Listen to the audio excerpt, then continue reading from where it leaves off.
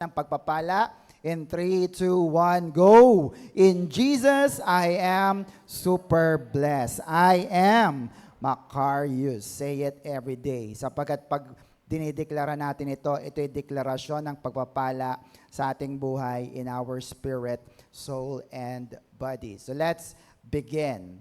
Ang ating lesson ay pinamagatang Unlimited Favor, God's Provision to Our Limitation. At kung kayo pa'y bago sa ating YouTube channel na ang pangalan ay The Master Teacher BS, we are encouraging you to like, share, and subscribe and watch our online videos para po makatulong po tayo sa ating church. At the same time ay mabless din ang inyong mga mahal sa buhay. Alright, so let's begin. Sabi po rito, I am limited, but God is not. Sabi nga natin, I am limited, but God is not. Anong ibig sabihin nito? Nagpapatunay lamang na kailangan natin ng Diyos. Amen? At madalas nga, kahit hindi mo aminin, nagkukulang tayo. So, God is giving us the gift of dependence na kapag kinukulang ka na, anak, nandyan ang Diyos para tayo ay i-provide niya ang ating mga pangangailangan. Amen? Sabi sa Psalms 23 verse 6, surely goodness and mercy, kesed or kindness shall follow me all the days of my life, and I will dwell in the house of the Lord forever. No? So, shall follow me. Hindi ikaw ang hahabol sa pagpapala pag anak ka na ng Diyos. Ang pagpapala ang hahabol sa iyo mula Lunes hanggang Linggo. Amen na, kapatid? Kaya tingnan mo dahil hinahabol ka ng pagpapala, anong ginawa ni Haring David? I will dwell in the house of the Lord. Nakakapagsimba siya, nakakapaghayo siya, nakakapaglingkod siya, kasi pinrovide na ng Diyos ang lahat ng kailangan niya forever. Amen na, kapatid? Amen. God's power is, next, unlimited. What feels impossible to you is effortless to Him. Just place it in His hand and watch God make a way. No? Titignan mo lamang po na ang Diyos ay kikilos sa mga mahihirap na bagay sa iyong buhay. Makikita mo, yung mahirap sa iyo, walang mahirap sa Diyos. Effortless. Amen? So, sinagot na natin ang tanong last time, what limits the unlimited God inside of you? Kasi kung ang Diyos pala'y unlimited, bakit siya nalilimitahan? Papaano? How? So, sabi rito, bakit, Pastor, sinabi mo unlimited ang Diyos pero madalas kinukulang pa rin ako? Bakit nga po kaya? First thing is, number one, everybody, what limits the unlimited God inside you? Number one is because of spiritual ignorance. Sabi nga natin, spiritual ignorance. Isa sa dahilan, bakit ka kinukulang, ay kawalan ng kaalaman sa Diyos at sa Kanyang mga salita. Are you with me, mga kapatid? Hosea 4 verse 6, my people are destroyed from lack of knowledge. Bakit nasisira ang mga anak ng Diyos? From lack of knowledge. No? Walang problema sa Diyos Marami siyang pagpapala, marami siyang provision. Bakit hindi mo natatanggap? Spiritual ignorance. Hindi mo kasi alam. Ang Hebrew word ng salitang destroyed or pagkawasak ay next, dama. It means to cause to cease, mawala, cut off, be cut down, to be undone. Ibig sabihin po nito, dahil cut off na, parang allowance, tigil na, no? So, ibig sabihin, limited na ang iyong source. God's unlimited favor and blessing is never coming in your pocket. Are you with me? Kaya mahalaga po na tayo ay may alam. Bakit? Knowledge is power. And you cannot exercise faith out of ignorance. You get that, mga kapatid? Iba po ang may alam. Kasi masisira at mawawasak ka ni Satanas kung wala kang alam sa salita ng Diyos. Kaya pala, mahalaga na nagsisimba tayo. Can you hear amen? Amen po ba? Kasi ang goal ni Satanas ay pigilan niya yung blessing na para sa'yo sana. Hindi ka nag-church, hindi ka humingi, hindi ka nag-pray sa Lord. Kaya kahit nandito ka sa lupa, anak ka ng Diyos, maghihirap ka kasi napipigilan ang pagpapala na para sana sa'yo. Papayag ba kayo? Hindi. Dapat ikaw ay mag-pray. Sabihin sa katabi, mag-pray ka. Oh, bakit? Next, God cannot accept an ignorant prayer. Do you agree with this? Hindi tatanggapin ng Diyos yung panalangin na hindi naman alam kung ano ang iyong hinihingi at hindi mo alam kung kanino ka humihingi. Ang Diyos mo ba'y makapangyarihan? Pag humingi ka ba sa Kanya, alam mong ibibigay niya? Yes, kung ito'y ayon sa Kanyang kalooban. Look at this, 1 John 5:14. This is the confidence we have in approaching God. Ano yan? That if we ask, everybody, if we ask anything according to His will, what happened? He hears us. So you can pray with confidence na, pag nag-pray ako, maririnig ni Lord yan. Bakit? According sa Kanyang kalooban. Are you with me, kapatid? Amen po ba? Pag nag-pray ka ba na, Lord, sana bulagin mo yung kaibigan, yung kapitbahay ko ng napakaingay. Mabubulag ba siya? Hindi. Kalooban ba ng Diyos na manakit ng tao? Hindi. Pero pag sinabi mo, Lord, ang anak ko'y may sakit, kalooban mong kami gumaling, magaling na po siya. Gagaling ba? Yes. Ang Greek word ng salitang will or kalooban ay telema. No? Kaya pag may kakilala kayong telma, yan po ibig sabihin niyan. Choice, purpose, decree or ruling, decision, or inclination or feeling. The desire and pleasure o yung kasiyahan ng Diyos. Hindi yung gusto mo, hindi yung nais mo, hindi yung kasiyahan mo. Dapat ay ang kasiyahan ng Diyos para sa iyong buhay. Can you hear amen? Amen po mga kapatid? Kanina nga po si Carrie, hawak niya yung cellphone. Alam naman niya na kapag hawak niya ang cellphone, dapat hindi na siya nagsiselfone kasi masyado na siya nakababad. Pero sabi niya, Daddy, I'm just looking for something. Wala na. I'm looking for a wallpaper. Wala akong pakialam. It's a Superman. Ha? Patingin. Nalil lang ako kagad na, kasi yun yung gusto ko eh. Diba? You get that, mga kapatid? Ganun din sa Diyos. Pagka yung prayer mo, Lord, di ba gusto mo to? Ibibigay yan ng Diyos at magiging interesado, ikakasiya yan ng Diyos kung ito'y ayon sa kanyang gusto at nais. Are you with me, kapatid? Ano ang Greek word? Telema. You can use that, Lord. Your telema, yung gusto mo ay ganito, ganyan. Diba? And if you pray with that word, ibibigay ito ng Diyos. Are you with me? Bakit? Next, you cannot pray confidently if you don't know His will. Do you agree with that? 2 Corinthians 1:20. The yes to all of God's promises is in Christ. And through Christ we say yes to the glory of God. Nangako ba ang Diyos ng kagalingan? Nangako ba siya ng pagpapala, kapayapaan ng isip, kapahingahan, magandang buhay? Nangako bang Diyos? Brothers and sisters, look at the verse. Yes na po yan. Kanino? In Jesus' name. Just claim it. Amen na kapatid?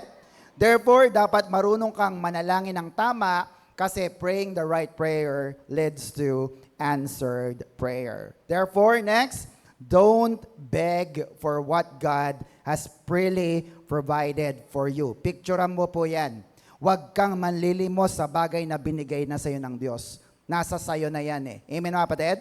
Nasa sayo na lang kung gagamitin mo ito. Next, don't beg for what is rightfully yours. No?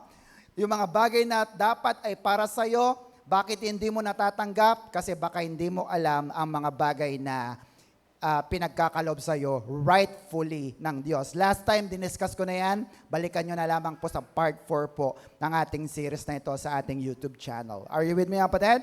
Para malaman mo, ano ba yung mga binigay sa akin ng Diyos? Kagalingan lang ba? Salvation lang ba? Marami po yan, kapatid. Kailan natin ito natanggap? John 1:12.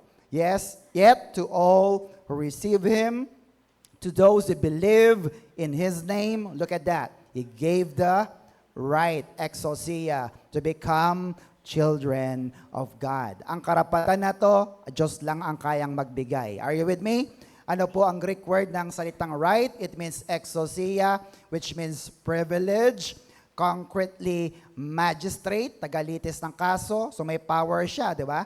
Influence, superhuman, not just normal human, may power siya over spiritual, may sakit karamdaman, kaya niyang pagalingin. Mga demonyo at mga masasamang spirito, kaya niyang palayasin. Potentate or ruler, token of control, delegated influence, authority, jurisdiction, liberty, power, right, and strength, etc., etc. Ang dami. Yung right na iyon, i-claim mo lang. Lord, sabi mo, anak mo ako, mayroon akong karapatan. Anumang sakit, karamdaman, ay kaya kong palayasin. Amen, kapatid? Anumang kamalasa sa buhay, ay kaya kong palayasin. Bakit? Kasi binigyan mo ako ng karapatan. Are you with me? So, sige, palmalakpan nga po ang lahat ng anak ng Diyos.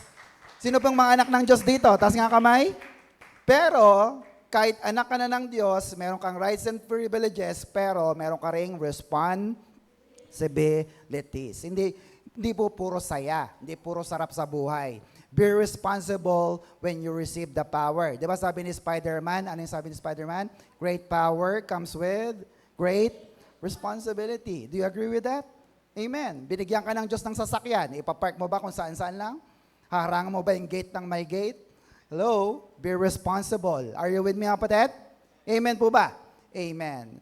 Baka nga motor pa lang ang binigay sa'yo, kung mag-park ka, balagbag eh. No, paano ka pa bibigyan ng Diyos ng napakalaking sasakyan? So, be responsible. Are you with me? Amen. Why? Next. Out of ignorance, a Christian, tayo yon, may not know his rights and privileges. Kasama na dyan ang kanyang responsibility. Kaya kung laging kulang at namamalimos ka, na tila baga nagtampo ang pera sa iyo, no? Bakit? Kasi hindi mo alam na bilang anak ng Diyos, mayaman palang tatay mo, hindi ka lang humihingi. Are you with me, kapatid? Dapat alamin mo. Bakit? Ignorance is, next, lack of studying the Bible makes Christian vulnerable to deception, look at that, exploitation, and distraction. Pag hindi ka nagbabasa ng Biblia, vulnerable ka. Ibig sabihin, target ka ng deception. Lolokohin ka ni Satanas, sisirain ka niya, at lagi kanyang tatakutin. They will exploit you. However, true knowledge required what? Requires diligent study of the Word to walk in empowerment. Makapangyarihan ng mga anak ng Diyos. Takot talaga si Satanas sa atin. Kaya lang, if you don't claim that authority, hindi tayo magtatagumpay. Kaya dapat nag-aaral tayong mabuti. Amen, kapatid? Seryoso po ba kayo sa pag-aaral ng salita ng Diyos? Because praying according to the scripture, pag nag-pray ka na gamit ang mga verses, God will hear your prayer. Why? He will not act against His own word. Pag sinabi na ng Diyos, sinabi niya na ito. Sasakyan mo na lang at idideklara sa iyong buhay. Can you amen? Amen po ba? However, kahit na marunong kang magbasa, dapat nauunawaan mo rin ang iyong binasa. Tama mga kapatid? Sino sa inyo nakakabisa ng John 3:16? Taas nga kamay. Dapat lahat tayo, di ba? John 3:16 lang yan eh. Anong ibig sabihin? Yon, di ba? Doon lang nagkakatalo na ako pala niligtas ni Kristo, anak ng Diyos, kaisa-isang anak, para hindi ako mapahamak at ako'y mapunta sa langit. Is that clear mga kapatid? Sabi po ni Mark Twain, yan, next, the man who does not read good books has no advantage over the man who cannot read them. No? Yung tao na hindi marunong bumasa, wala siyang pinagkaiba sa taong hindi nagbabasa. Are you with me, kapatid? Parehas lang sila. Kasi walang kaalaman, ignorance ang laging papasok sa kanilang kaisipan. Are you with me? Nung last time, ibinigay ko sa inyo ang example. Ayan, kapag kayo nagpabook sa mga hotel accommodations, package po yan. Kaya dapat binabasa mo ang iyong mga ina-acquire na mga packages. Bakit? Kasi kung hindi mo babasahin yan, ikaw din ang magugutom. Paano pag ang package pala ay it includes a daily complimentary buffet breakfast? Ibig sabihin pala noon ay libre ang breakfast. So hindi ka na bibili sa labas. Breakfast pa lang, magpakabusog ka na para umabot ng tanghalian, no? Huwag namang hapon. Tanghalian pa lang, busog ka pa naman, di ba? para pagdating ng hapunan, doon ka na lamang kakain. Or else, pag hindi ka marunong magbasa, yan, magtitiis ka sa gutom at ikaw ay lalong mapapariwara. Bakit? Kasi gutom na gutom ka, hindi mo alam ang iyong ginagawa. Imbis nakatipid ka at masulit mo ang binayad mo, dapat lamang nagbabasa tayo. Brothers and sisters, iba ang may alam. Ganyan, amen? Alamin mo ang iyong rights, alamin mo ang iyong privileges para ikaw ay mapabuti. Are you with me? And in terms of, next, the salvation package, yan, bundle po yan. May kasama po yan. It is a package. Read it carefully. Look at this. Next, healing is part of our salvation package or sodso package. Are you with me, kapatid? Alam nyo ba na dahil iniligtas ka ng Diyos, kasama ang kagalingan dyan? Now you know. Dati hindi mo alam eh. Basta ako, alam ko, niligtas lang ako eh. Pero hindi mo alam, kasama pala ang kagalingan yan. Bakit po? Kaya dito po lumalabas yung mga nagsasabi na, baka nagkasakit ang anak mo o ikaw nagkasakit kasi hindi ka umaaten eh. O kaya hindi ka ika po, ayan tuloy. Binabalikan ka ng mga sakit. Brothers and sisters, that is pure ignorance. Amen na kapatid? Kasi nung iniligtas ka na ng Diyos, kasama po dyan ang kagalingan or healing. Bakit? Next po, look at this illustration.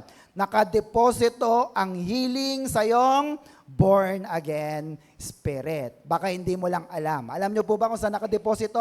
Not in the body, not in the soul, kundi in your born again spirit. That is one of the inclusion of the package. And if you know that, you can take advantage of it. Brothers and sisters, healing is part of our salvation package. And it is free, libre. Sino gusto ng libre? Di ba? Imbis na magbayad ka kay doktor ganyan, pumunta ka sa ospital na ganito, napakamahal, ang kagalingan ng Diyos ay libre at epektibo pa. Bakit, Pastor, tinuturo natin ito? Para makabawas sa mga gastusin. Tama, kapatid? Para makatipid din tayo. Hindi yung bayad ka lang ng bayad, gastos ka ng gastos, imbis na naipon mo na yung pera na yan, na lalo mo pa itong dinedeposito sa mga bagay pambili ng yung gamot sa yung sakit. Are you with me, kapatid? Do you get that, mga kapatid? Now, kung ayaw nyo namang makatipid, sige, mahalin nyo ang sakit na yan, yakapin nyo pa at ibebe nyo hanggang sa manatili sa inyong katawan. Pero if you don't want that sicknesses or diseases, claim this. Healing is part of your salvation package. Are you with me, kapatid? Pastor, saan po nakasulat yan? Matthew 1:21, she will give birth to a son and you will give him a name, Jesus, because he will save his people from their sin. Ang Greek word ng salitang save ay, everybody? Sodso. Ayan. Ibig sabihin po nito, to save, that is deliver or protect. Ano pa? Heal, preserve, do well, and be made whole. Pinakita ko na nakaraan sa inyo to, no? So let me give you an illustration. Look at this.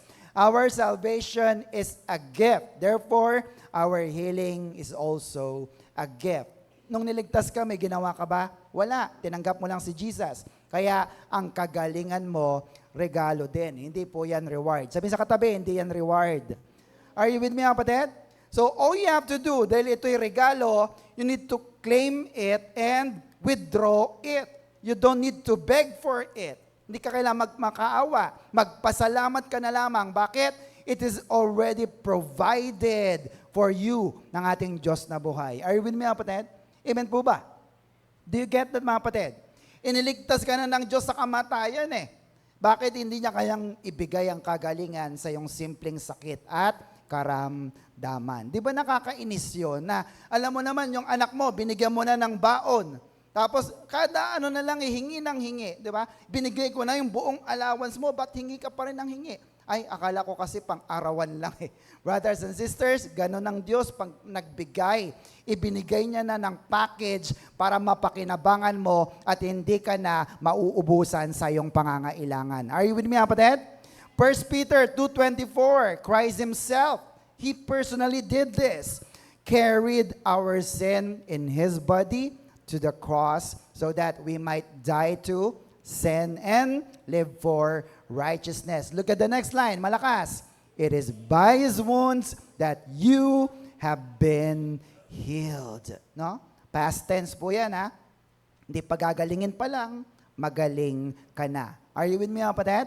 Anong ibig sabihin po ng you are healed? Next. You are healed means to have fully recovered from physical injury, illness, or emotional distress, returning to a state of health, soundness, or wholeness. It indicates completed process of rehabilitation or repair, where although scars may exist, no, the past wound is no longer actively causing pain or functional limitation. Look at that. Pag pinagaling ka na pala ng Diyos, fully recovered ka. Kaya yung mga nadidepress, yung mga nalulungkot, hindi mo alam kung ano nangyayari sa kanya, brothers and sisters, kung talagang tinanggap mo na ligtas ka na at pupunta ka sa langit, panampalatayanan mo, magaling ka na rin in your spirit, soul, and body. Are you with me, kapatid? Sige, palapakan natin ating Diyos na buhay. Ang ganda ng sinabi rito, those scars may exist. Makita man kayo. Sige, parang may pilat siya. Merong galos na nakikita, pero yung sugat na yon wala ng sakit. Amen, kapatid? Kasi kung makirot pa, masakit pa, hindi ka rin makakilos. Tama, mga kapatid? Kaya inalis na rin ng Diyos yung sakit, even in the physical, para hindi ka maging limitado. Are you with me, kapatid? Are you with me? Madalas kasi ganito, hurt people. You get that? Yung mga taong bitter din yan sa iba. Alam mo kung bakit ka pinagaling ng Diyos? Because healed people can also heal other people. Amen, kapatid? Gagamitin ka ng Diyos na instrumento. Kaya ka pinapagaling ng Diyos para yung mga wala ng pera, mga wala ng pag-asa ay magsigaling dahil sa pananampalataya sa dugo ng ating Panginoong Hesus. Shout, Amen! Are you still with me? You don't even have to be perfect para pagalingin ka ng Diyos. Wala po sa account ng Biblia, dapat perfect ka muna para gumaling ka. Ano lang ang kailangan mo? Pananampalataya. Believe. Sabi nga natin, believe. Mark chapter 5 verse 34, sabi yan, He said to her, daughter, your faith or believe in God has healed you. Go in peace and be freed from your suffering. Now, question is, do you believe that by the wounds of Jesus, you have been healed? Naniniwala ka ba na dahil sa dugo ni Kristo, ikay magaling na? Hindi pagagalingin pa lang, magaling ka na at ito'y nakadeposito in your born again spirit. Just withdraw it, just claim it at mapapasayo ito. Shout Amen!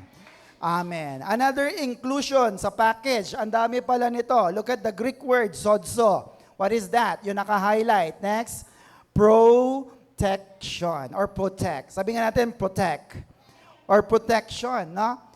Hindi lamang kagalingan ang ibinigay sa iyo, iniingatan ka rin ng Diyos. Are you with me, kapatid?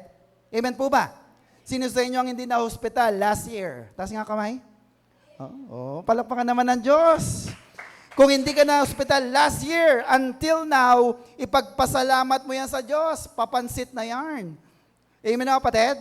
Kasi imagine kung na-hospital ka, mas malaking gastos. Tama ba, mga kapatid? Kaya tingnan mo, nung pinagaling ka ng Diyos, pinoprotektahan ka niya, iniingatan ka niya para hindi na bumalik ang mga sakit karamdaman na yan. Are you with me? Look at the illustration. Next po ulit. Ayan. Ang healing, protection is part of our salvation package. Next po, yung natin illustration na bangko. Look at the salvation. May healing, may kasamang protection, idineposito saan? In your born again spirit. Ano na lang ang kailangan mong gawin? Withdraw it. Amen na, kapatid? Claim it. Ang pera hindi lalabas yan do sa ATM machine. Not unless lalabas po yan. Withdraw it by faith. Magaling ka na at iningatan ka na ng Diyos na buhay. Shout Amen. Amen. And what else? May kasama pa. Wait, there's more. Ano pang kasama? Next ulit. Prosperity. prosperity is part of the salvation package. Gusto niyo ba ng prosperity? Kasaganaan, ang tawag po doon ay made whole. Look at the Greek word. Next po ulit, Kuya Roel. Yan. So, ang Greek word po ng sodzo na be made whole means prosperity or pagpapala o kayamanan. Look at this. Next. You are made whole, not just healed or protected. It means you are restored. Ang ganda ng meaning nito. Tingnan nyo. It means to restore a person, entity, or situation to the exact financial, physical, emotional state they were in before a loss. No? Sa Tagalog, ibabalik sila sa dati nilang kalagayan bago pa sila malugi, bago pa sila sirain. Are you with me, kapatid?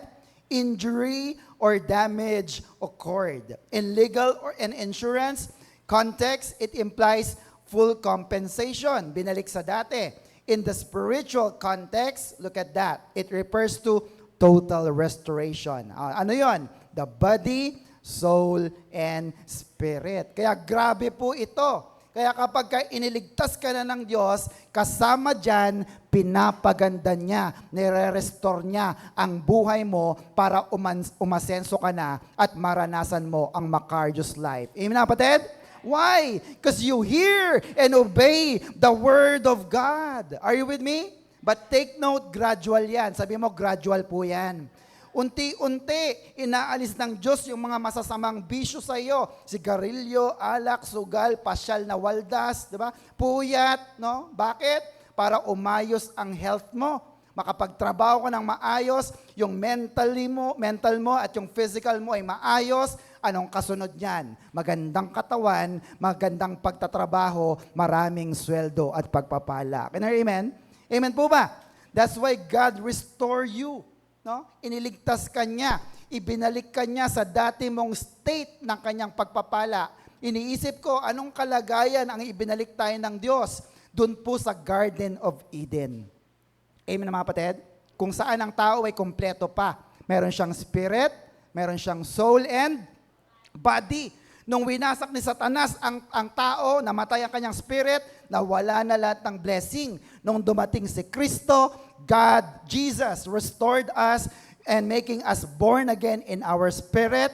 Kaya nadamay na ang iyong soul at ang iyong body. At tatlong ito ay pinagpapala ng Diyos. Kaya ikaw ay umaasenso na sa iyong buhay. Shout Amen. Palapakan natin ating Diyos sa buhay.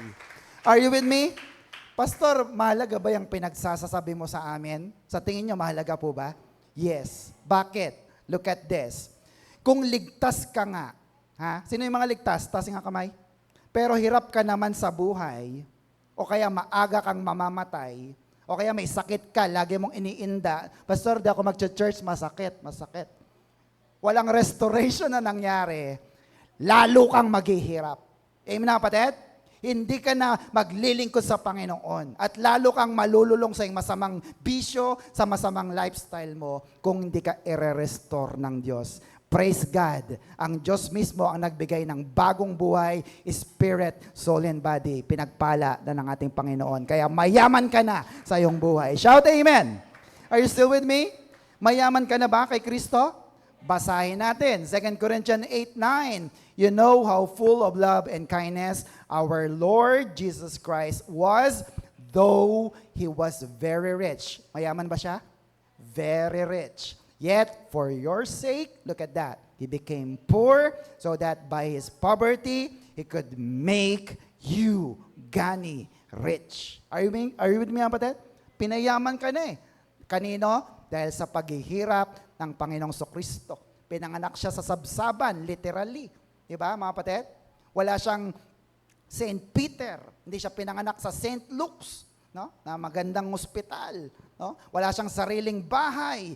Walang mga mamahaling damit or gamit. Kayo, tingnan mo ang cellphone mo, napakaganda. No? Siya ay anak ng isang karpentero, a hard laborer. Sanay siya sa init. Diba? Sanay siya sa hirap, sanay siya sa pagod, no? Wala siyang naglalakad siya habang siya ay humahayo, walang sasakyan. And yet, tiniis niya ito para ikaw ay yumaman. Are you with me, kapatid? Amen po ba? Psalms 35 verse 27, letter B. Sabi yan, let the Lord be magnified who has pleasure in the prosperity of His servant. Natutuwa ang Diyos pag yumayaman ka. Are you with me, kapatid? Natutuwa ang Diyos pag umuunlad, bumubuti ang iyong buhay. Are you with me, kapatid? Amen po ba?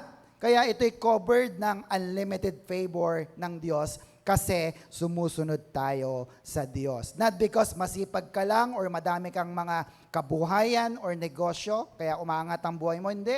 Bakit? Ang tunay na pagtatagumpay ay kapag yumayaman ka kasama ang Diyos. Amen na, kapatid? Kasi ginagawa kang trophy ng Diyos eh. Pinagyayabang kanya. Di ba si Job, pinagyabang niya kay Satanas? Satanas, nakita mo ba yung anak kong si Job? Pinagmamalaki niya. Sabi ni Satanas, tanggalin mo yung yaman yan. Tanggalin mo yung kalusugan yan. Baka isumpa ka yan. Are you with me, kapatid? Are you with me? Kaya kung ikaw ay yumayaman, brothers and sisters, kalooban ng Diyos na ikaw lamang ay patuloy na magpuri at magpasalamat sa ating Diyos na buhay. Shout Amen! Sinong gustong yumaman? Taas nga kamay. Sinong gustong maraming pera? Ayan. Proverbs 10:22, look at this.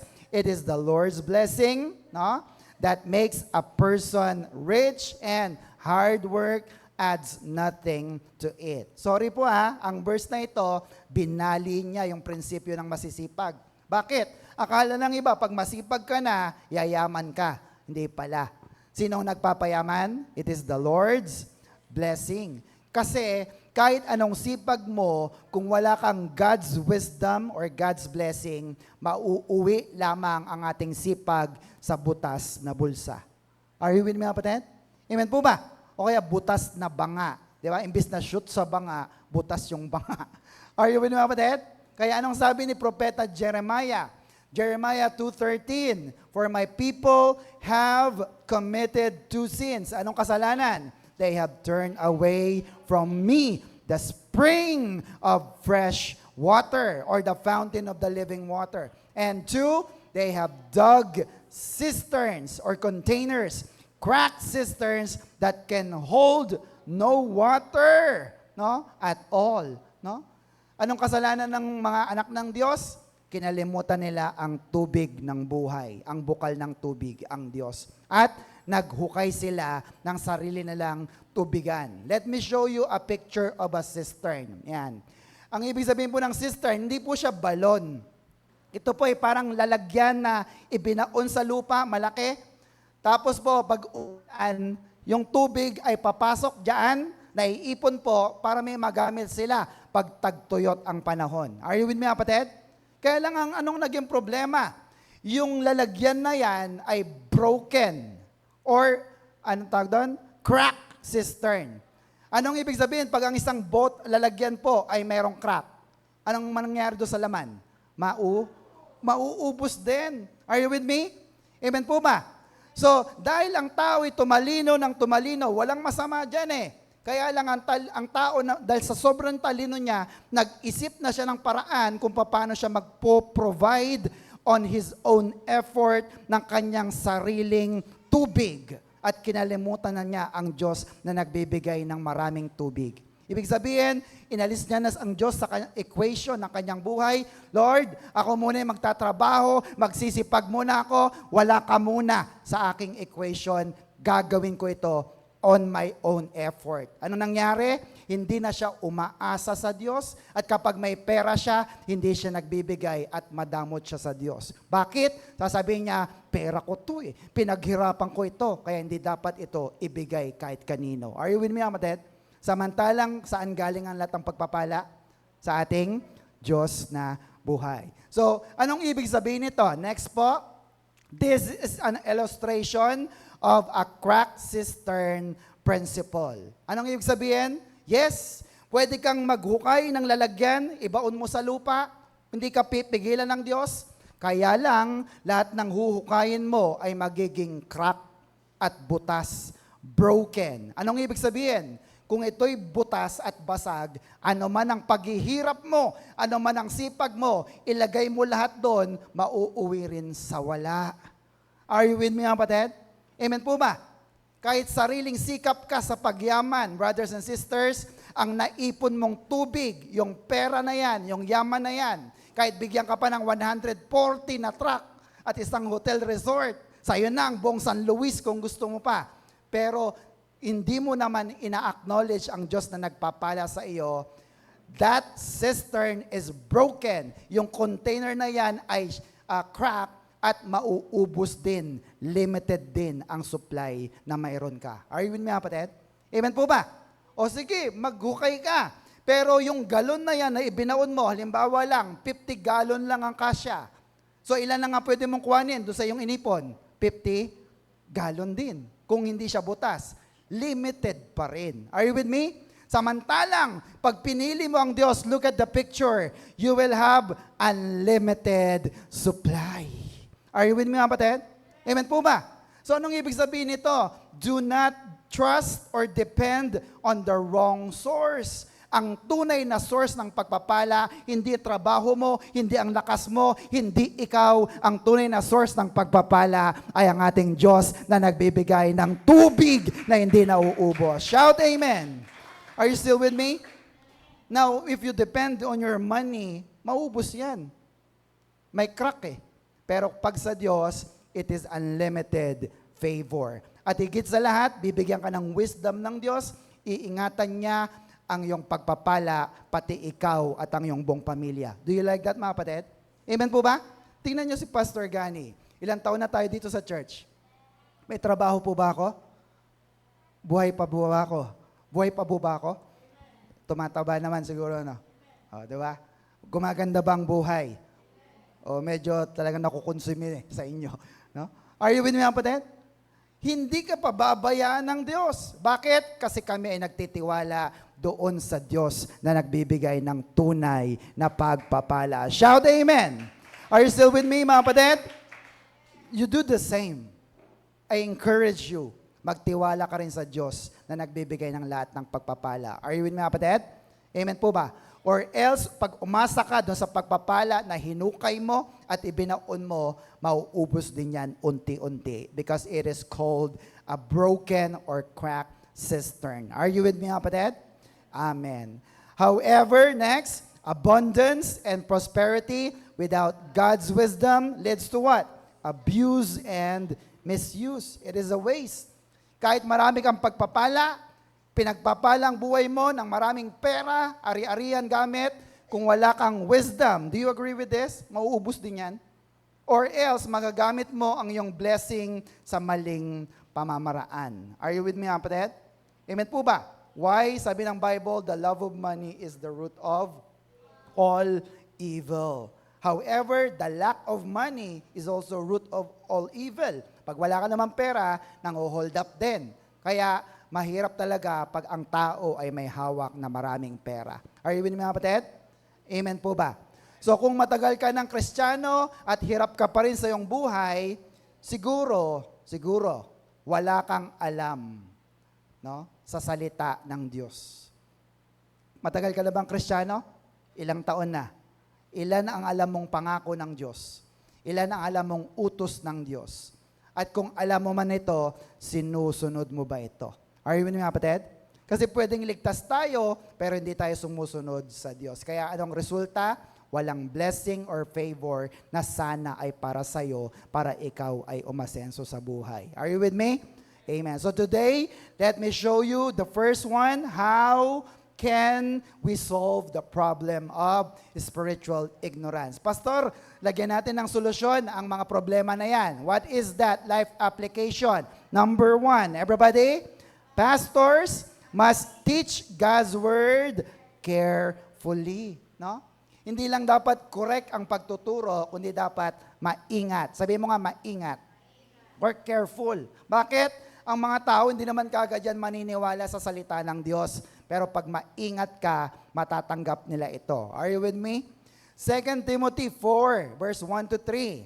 In the presence of God and of Christ Jesus, who will judge the living and the dead, and in view of His appearing and His kingdom, I give you this charge. Ano yan? Verse 2, preach the word.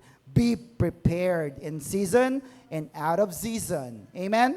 correct, rebuke, and encourage with great patience. And look at that, careful instruction. Bakit? Verse 3, for the time will come when men will not put up with sound doctrine or yung accurate or right teaching or uncorrupt or true doctrine. Instead, to suit their own desires, they will gather around them a great number of teachers, so to say that their itching ears want to hear. Ito yung dahilan kung bakit maraming Christian parang tipaklong. Pag hindi niya nagustuhan yung turo ng church na to, lipat siya doon sa isa. Pag hindi niya nagustuhan, lipat na naman siya sa isa. Bakit? They are gathering around them great number of teachers. At gusto nilang marinig yung kumikilikiliti lang sa tenga nila. Pero pag nasaktan mo yan, hindi na ako atin sa church na yan. Are you with me, mga kapatid? Kaya hindi talaga maganda na namimili tayo ng church. Ang malaga, kung ikaw ay ikinokorek ng salita ng Diyos, dapat magpakorek ka para ikaw ay lumago at magamit. Are you with me, mga kapatid? Amen. Kasi hindi malalaman ng mga miyembro natin yung kanilang rights and privileges. Tama? Even their responsibility. Na dapat lahat pala tayong mga anak ng Diyos, hindi lang leaders ang uma-attend sa midweek, dapat lahat tayo uma-attend sa midweek prayer meeting. Amen na, kapatid? Pwede ko bang mahilingan ng bawat isa na sabihin mo on Sunday sa isang kapatid na hindi umattend, pwede bang umattend tayo ng midweek service? Amen na, kapatid?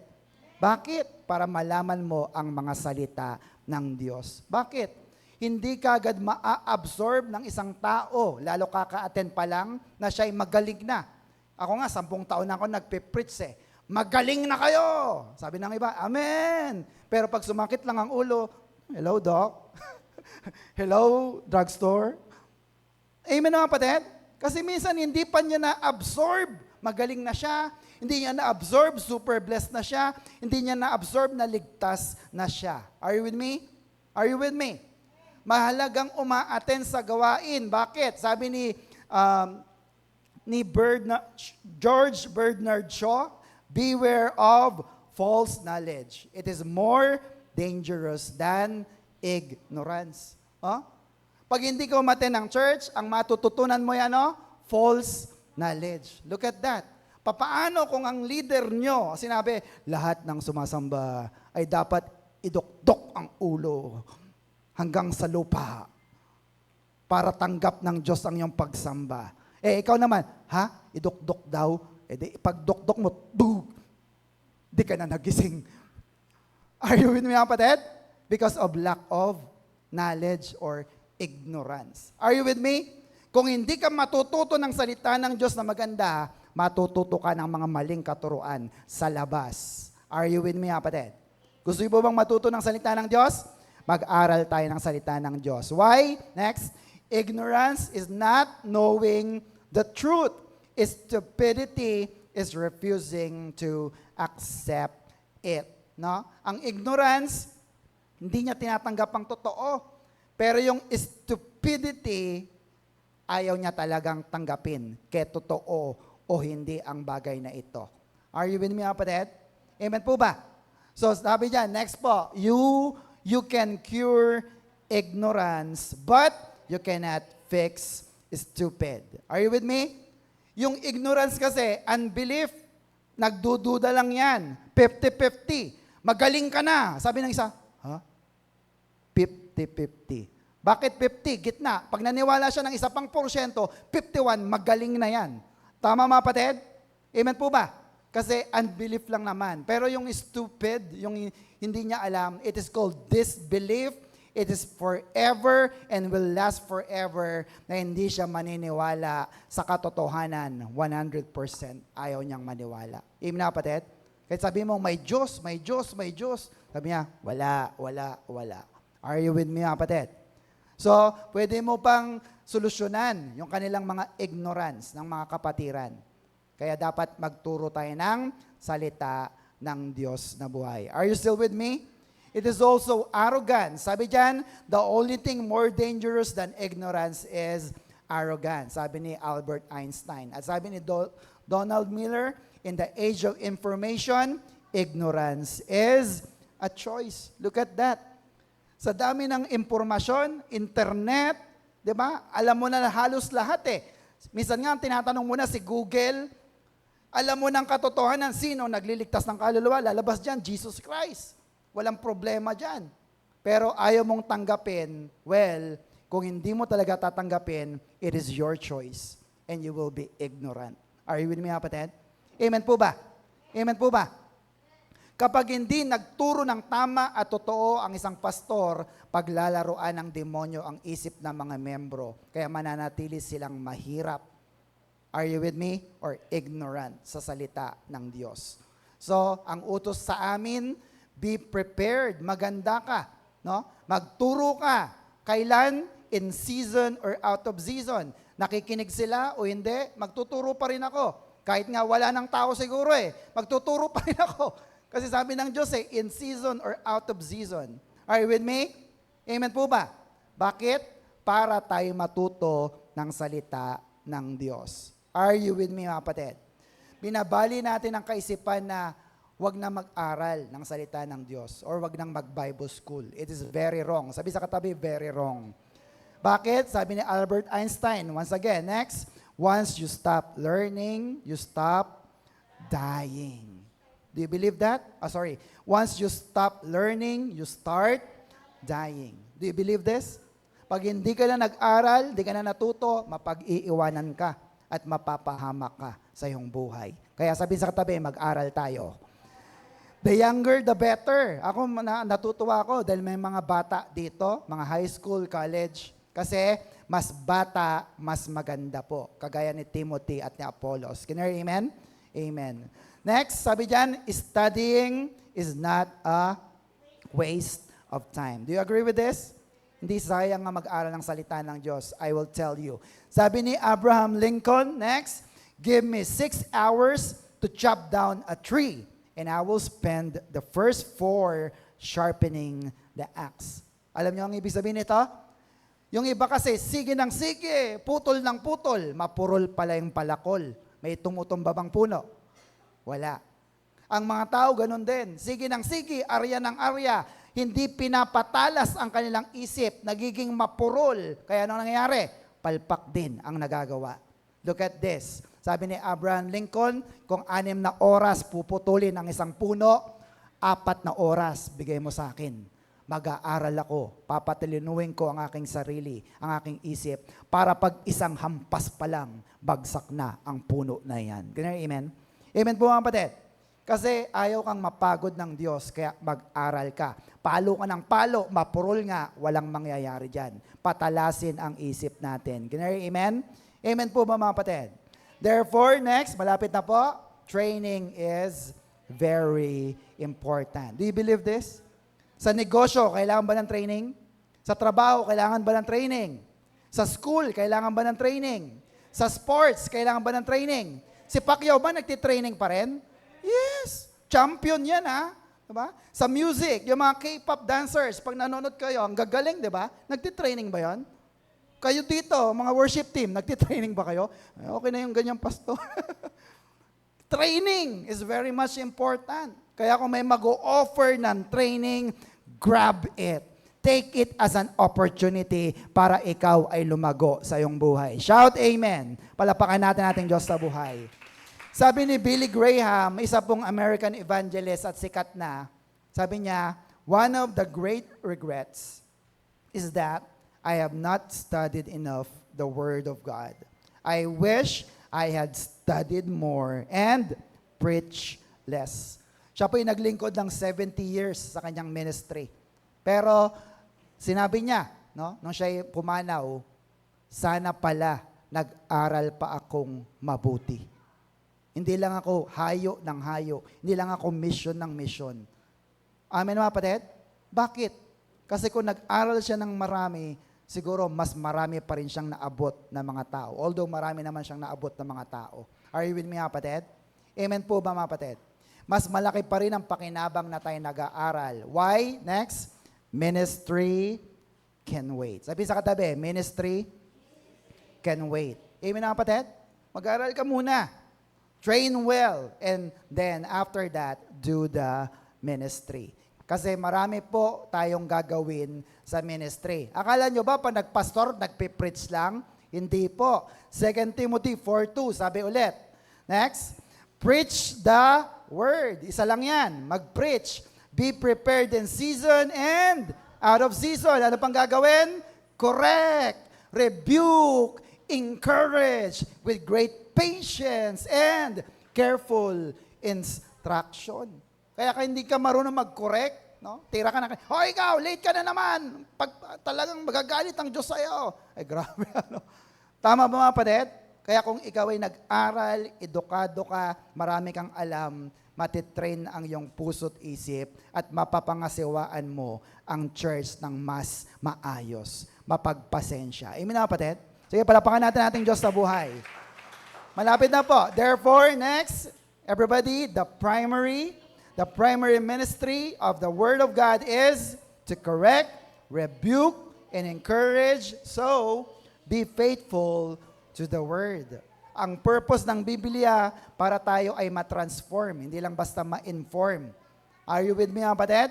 Kasi kung matututo lang pala kayo, mag-online na lang tayo. Send ko na rin yung materials, kayo na magbasa. Tama mga kapatid? Ang malaga, nagbabago ang ating buhay. Amen mga kapatid? Last verse, 2 Timothy 3:16.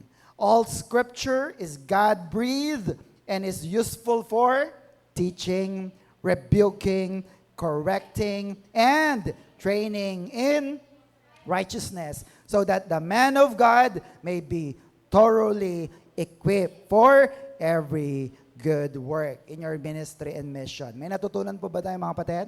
Amen. So next, to be continued, the second application on how to solve our spiritual ignorance. Ito, para sa inyo naman. Number 2 is, members must study God's Word seriously. Are you serious? Okay. So what's our Macarius challenge? Everybody, learn God's Word and to enjoy His unlimited favor. Isa pa nga po, learn God's Word to enjoy His unlimited favor. Tayo po yung manalangin. Panginoon, salamat po sa oras na ito. Salamat po sa pagkatunay na pinagpala mo ang aming mga buhay at binigyan mo po kami ng pagkakataon to listen to your word. Thank you, Lord, sa mga kapatid kong nagbigay ng oras panahon. Hindi aksidente na sila narito at napakinggan nilang yung mabubuting mga salita, Panginoon.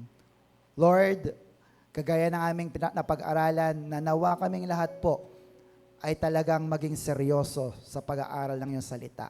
Sapagkat ito'y malaking pakinabang sa amin. Out of ignorance, you will never hear our prayers. Kaya Lord, nais namin na pag nag-pray kami, ma-quote namin ang mga Bible verses na iyong mga salita nang sa ganon, ang panalangin na ito'y ayon sa iyong kalooban at magiging epektibo. Lord, thank you for teaching us your word at patuloy mo pong pataasin ang aming mga pananampalataya sa iyo. Salamat po, Ama, sa mga kapatid kong narito. Patuloy mo pong ibalik ang lahat ng biyaya at pagpapalang na wala sa kanila habang sila ay nakikinig ng iyong mga salita sapagkat pinili kanila, Panginoon. We continue to bless them, their family, their businesses, their studies, even the everything that they have, Lord. Upang patuloy po nang isipin na lang nila ay ang maglingkod sa iyo at manambahan at ibigay ang kanilang buhay para sa iyong kapurihan. Ito po ang aming samot panalangin na may pasasalamat. In Jesus' name we pray. And everybody say, Amen, Amen. Ano po ang ating Macarius Challenge? Everybody, learn God's Word to enjoy His unlimited favor. Are you blessed? Super blessed. Kung tayo po na-bless, ay pagpalain din po natin ang gawain ng Panginoon through grace giving. To God be all the glory.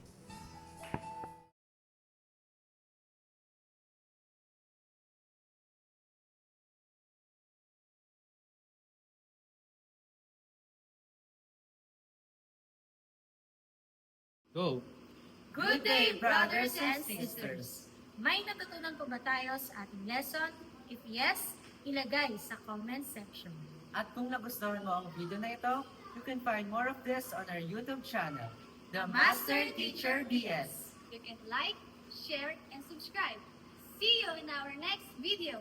Stay Macarius! Bye!